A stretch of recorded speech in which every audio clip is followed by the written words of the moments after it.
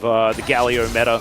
Yeah, I mean, and looked really, really good. It's always been a treat. Lazy Feel, this is a treat for him and not one that he really wants. I think knows that he's dead as he throws down the barrier. There's the wind becomes lightning. His owner is going to make sure that the Ezreal dies, and over the wall goes Sponge, understanding that this 1v2 is maybe not so much in mid. So they're going to start these up immediately. Sponge moves over, gets full information.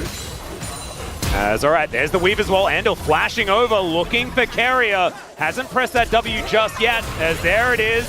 Into the wall they go. Seismic Shove is fantastic. Heroic entrance. Not getting the knockups they're looking for, but Andal's still in trouble. Keria going to be going down first, though, as it's both supports lying on the floor. The barrier comes in. Lazy Feel is still going to get cut down by the feathers, and Yucal, oh no, doesn't manage to hit the rocks.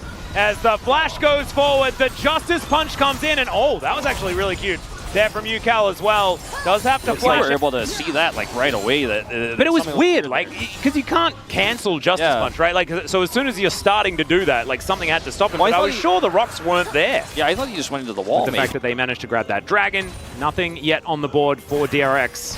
Have to see them find a bit of an angle here. Sponge even finding an interrupt on Keria. There's a cease and desist as well. Seismic Shove pushes him back. Keria's just dead.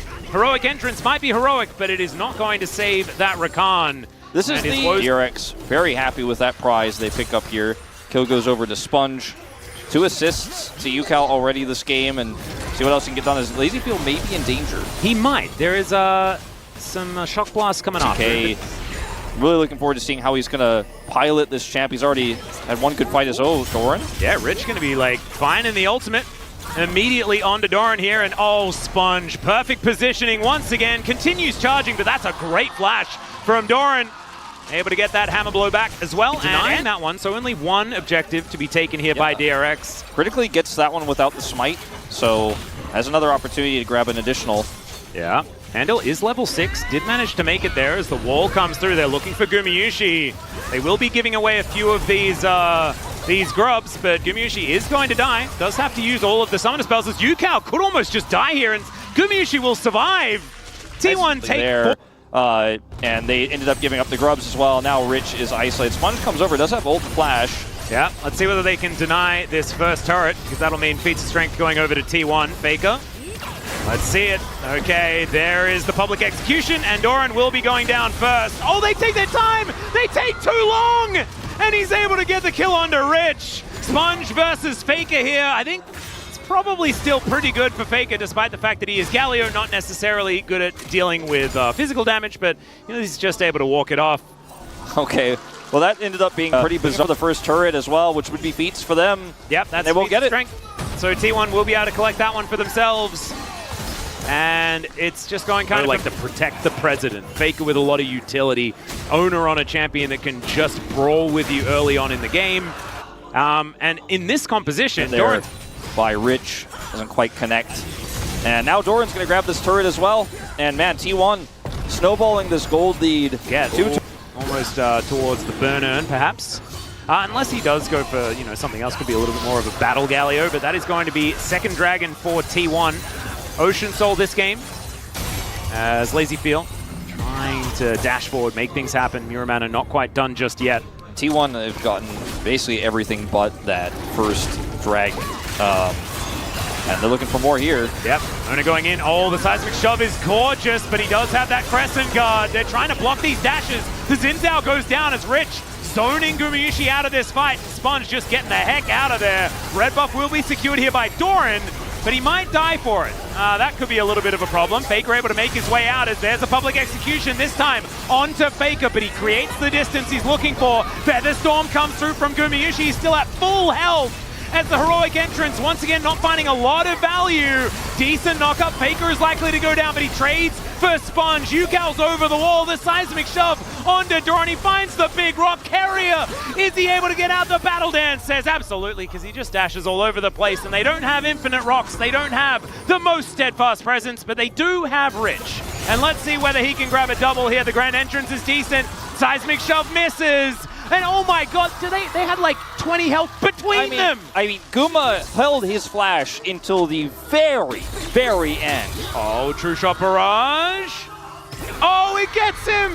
And Keria gets taken down. Andal, big giggle for that one. This is a big win, though, for DRX. Oh, they huge. take a kill lead here.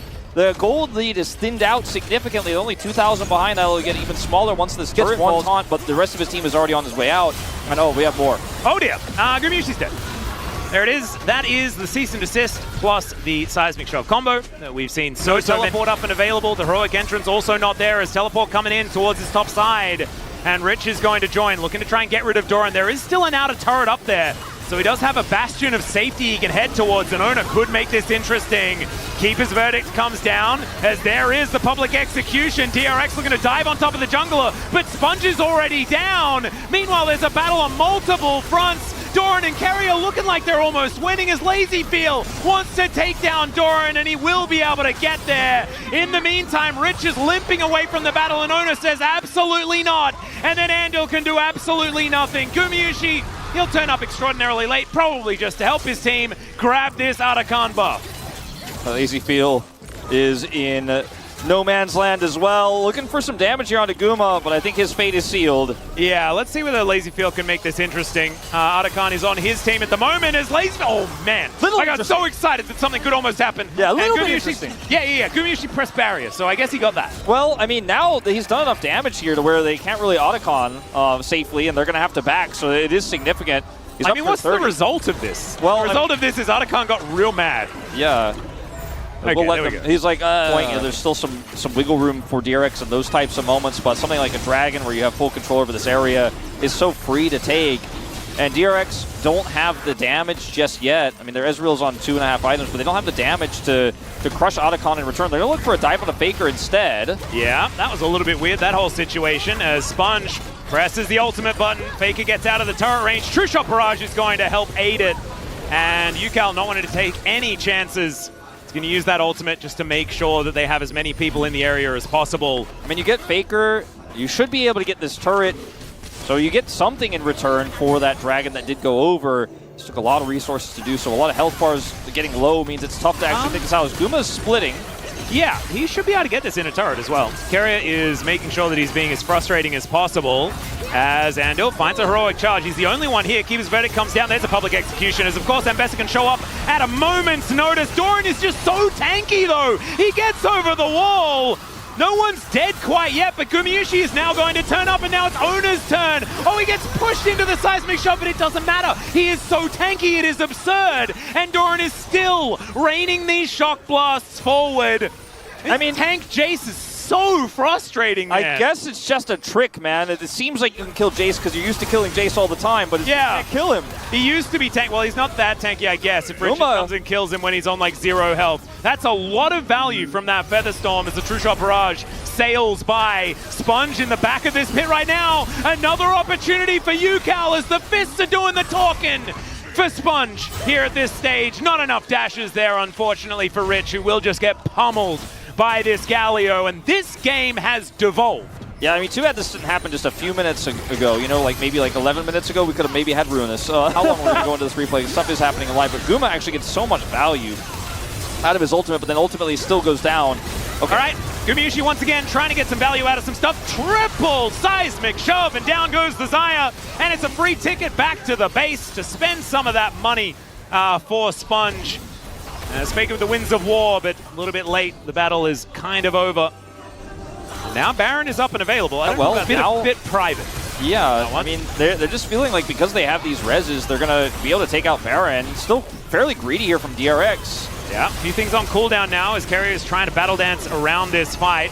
Andil off to the side, Keeper's Verdict. This could be so valuable, but instead he holds onto it. Heroic entrance coming on down there as they get a few knockups. Heroic charge onto the Galio, but he's so tanky. As T1, the more of these send homes that they can get without losing anyone, it's very important. 100 gold going over to Faker here as Rich. I'm not sure about that one, my friend, as he's going to dash around the fight and look for an opportunity to get something done, but he is just going to die. As Doran likely to fall as well. A 1-for-1 as far as top lane is. But I think it's probably still pretty good for T1. I am once again asking teams on top of everything, but man, it's looking a little bit frightening. All right, there's a Weaver's Wall. Okay, UCal, that is an aggressive move. The True Shot Barrage doing so much damage. Another great shove, but Andil still going to be lying on the floor. Sponge goes in. It's going to be the secure of the soul, and this heroic entrance is looking pretty good. Still Ambessa trying to get some work done. Owner is so tanky, it doesn't make any sense. The rock's not going to be enough, but LazyFeel is able to get that kill in the end. He's going to have to be a real hero now, though, because there are 3 T1 members looking for him and UCal. He's got his passive. Maybe he gets out. Yep, Grand Entrance coming down. Seismic Shove is decent as Carrier. Will he actually go down? That's the question. He's trying to back, and it looks like he will survive. LazyFeel missing a bunch of buttons, and there's a flash forward from Gumayusi. 432 gold. Lying on the floor now is LazyFeel, unfortunately. And T1, they should be able to take what they want. This doesn't feel like a pro game, Atlas. This feels, yeah, this is fast and loose. I don't even know what to analyze, you know? Lichbane. This is Battle Galio, if ever I've seen one. Sponge standing on a ward, a little bit unfortunate there as the Seismic Shove doesn't get too much value. Brock's there on the ground as Owner turns up, and he's real scary. Rich as well, sitting at 50%. Owner just trying to get himself out of there. And the dash will be denied. This steadfast presence pretty good from Andil. And what we want to see is so much more from Andil. Yeah, I think the Keeper's verdicts need to start landing if DRX want any hope. It's the only way they can steal away this Baron is to knock half of T1 away, but T1 are obviously also aware of it. Rich going to teleport back in. This one more reasonable. Look at the flank angle here for Carrier, though. Unseen. Oh, no. Andil's going to whiff it. They can't see the health bars as Heroic Charge might make up for it. Doran is so tanky, though. Stop engaging on this guy. As Carrier will be able to dash his way out. True Shot Barrage almost managed to steal it. Seismic Shove onto 2 again. But they've got health bars for days. They've got buffs all over the place. And DRX are just running out of hope in this game. I think a lot of why this game looks so weird is because both of these teams have such a defensive advantage through these choke points with the taunt, with the rocks, with the shoves. But T1 are just so far ahead at this point. They have positional advantage there. Carrier's going to get caught. I don't know how much it matters. Yeah, LazyFeel, yeah, he's going to be flashing away from that one very quickly. That's going to be an inhibitor going down here. Oh, there's the flash taunt. Going to connect onto 2 of them. In goes Andil, though, to try and stop this one from happening. But LazyFeel, in the blink of an eye, he disappeared. The Ambassador as well. Sorry, Rich. But it's a gray screen for now, and it looks like T1, they may not be stopping here. They might just be finishing this game off. Their first win on red side, and a pretty good sign if you want Baron to make a comeback in terms of the battle of the groups. The world champs finally on the board here with a victory over DRX here in game 1 at least. So I guess not necessarily finally on the board. Still need to do one more. We'll just be the Lee Sin ultimately here. And, you know, the thing is, the draft in isolation. Level 6 and we'll have a lot more power at that point in time. T1, I just feel like they spike so incredibly hard in the early game. All right, there's a flash cocoon. And that looks like first blood pretty comfortably. Valkyrie away here from LazyFeel as best he can as Sponge, Warrior Tricksters to get himself over the wall. All Owner has to do is be nearby and they can make this play. Yep. X into the Elise with the Electrocute. UCal. Yeah, UCal looking for something here. We've seen not a lot of success for the Victor. In fact, the only... Okay, let's have a look at this. Just trying to clear out the wave as best he can is Rich. Bellows Breath going to be necessary there, but the Cocoon going to land. A lot of burst damage. There's the headshot, and boom. That's it. Carrier's going to be able to pick it up in the end as Rich. You can see, oh, he's laughing about it, but not feeling too happy about the whole situation. You could imagine. Buys him some time, though, and that's all he needs. And he died again, and the turret died with him. Oh. And that's feats of strength. Oh dear. Wait. Hang on, so he didn't even teleport back. How did he get back there so quickly? Wow. Okay. So this is the second time, because you could see his ult's still on cooldown. Yeah. And he just dies. And that's just another repel. Champion ever again. I don't want to see in the bottom lane at least, okay? We could start with that. Yeah, we can start with that. As Owner's going to get flashed on here, Soul Flare comes down. That is a very deadly Sin. They'll take their first kill of the game. As now Doran possibly in trouble as Rich coming in. Where was that going? That's off the tracks entirely. As Rich does get the knock-up to prove that something's going to land, but there's no one else here now. Faker not really finding very much damage with the ulti. As LazyFeel, oh dear. There's the last auto in the air from Carrier. And that is going to finish it off once again. And he a sub for Teddy in the first place and is under a ton of pressure. He's playing against the defending world champions here. And look, they gave him Corki, but this is not about like, man, he's just... Like, this is the T1 that looked so incredibly good when they were domestically powerful, right? Like, this is before they just started winning every world. It's like, this when was Guma Carrier have a 2022. winning lane, they win everything. And they win this. Yeah, like this. Yeah. Ace in the hole. And like, this is why Carrier was playing like Callista support. Dies a lot because you're super squishy. The enemy team has ways to catch you.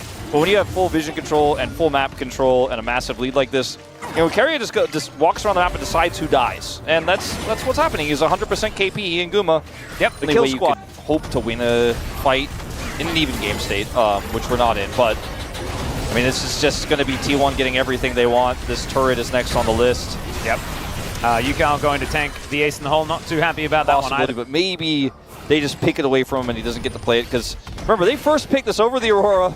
Yeah, I don't know. And the Rumble. There's no explaining it that makes sense to me. Personally, as Faker could be in trouble here. As the train comes down, this time it's going to land. Nice little chain CC there from Rich, but he's well and truly by himself. And he's going to have to try and flash away the flash forward from Owner, and he kicks him in the back of the head. That's going to send him to the death chamber as Sponge Warrior tricks to get himself out of the way, and Gumayusi doing the thing he loves to do best, which is shoot turrets. Unless he can shoot the little yodel in a plane. It's another thing that he really enjoys doing.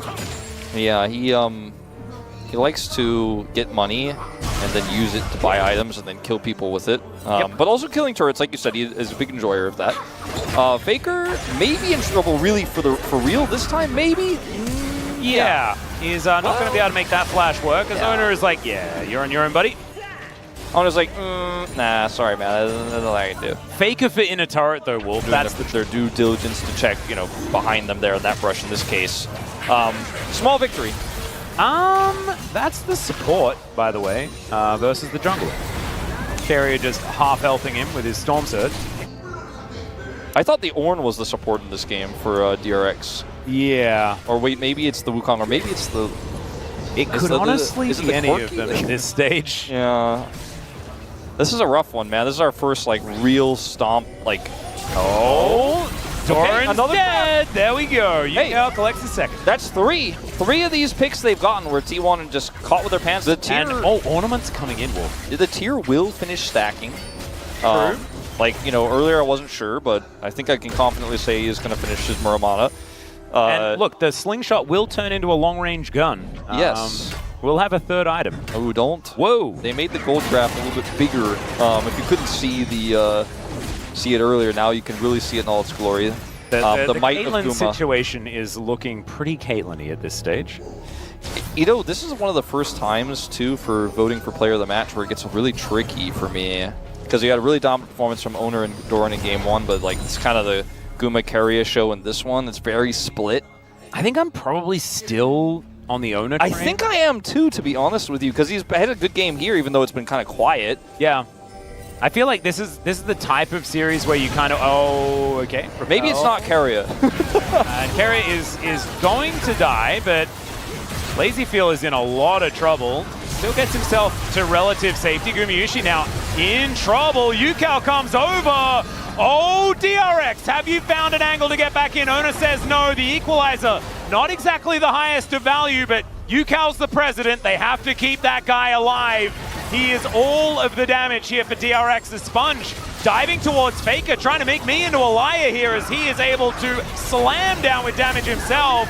Doran wanting to find an opportunity, but UCal, too smart, able to walk out of the way of the Rumble. So, the question, though, is, like, can they actually get anything out of the Dragon they could potentially take after this? And yet, they don't have enough control. T1 are back on the Dragon first, as you can see in live. I don't want to break this replay down too much because we are having some action in live. Yeah, you can see Rich going to flash towards the wall and not over it. Faker is going to be gifted the kill, I believe. There it is. Zona once again in control of this one. We're still waiting for the Wukong to turn up as he gets into the pit. Can they deny the solar kick? Says absolutely not. Yeah, I think POM going over to Owner sounds pretty good to me, as Andal is dead. And the brief bit of DRX cool stuff comes to a close. Dragon action. Yeah, and Infernal Soul and stuff. And now Artican as well is going to be coming up here. We'll have to see how many of the turrets they're going to be able to take utilizing that team-wide GA that they'll have available. Unless it's just Baron. They could just take Baron, I guess. UCal had a good series, you know? He did. Do they get the Baron for free as well? I think the answer is yes. At low risk with a Voracious buff. They all got wings. As Carrier is just playing Bodyguard. And it looks like, yeah, there's not going to be a whole lot of options. Control Ward in there. The trap wall set up so that T1 cannot be stopped. And yeah, they'll get the information. That's really cool. Still, the Baron is going to go down. There's nothing that they can do about it. Yeah. I don't know, I'm at a loss for this one, Atlas. Yeah, I am. Even if he dies, by the way, it's fine. It doesn't really matter. Equalizer goes down. Yukal is the target. They've decided to kill him, and thus he will die. Andal gonna go down there as well. And yep, Carrier gets to buy some items. Shirelia's going to be put together here as he gets that free trip back home. And with Yukal dead, you can see slumped back in his chair, understands that this game was well and truly on his back. And Sponge, that's an interesting little situation here as T1, they understand that it's going to be really hard to stop them from just taking what they want because they can't even die. As Ona goes in, goes back out, that is going to be inhibitor number 1 going down. Mid lane can fall swiftly afterwards. There's an inner turret still up on the bottom side, so 3 inhibs probably not going to happen here, but a dead Nexus, that's certainly on the cards. There are still minions conga lining their way in. 1 Nexus turret remains. As Andal, that Eclipse Shield not going to be enough. The train sails by without causing too much harm to anyone.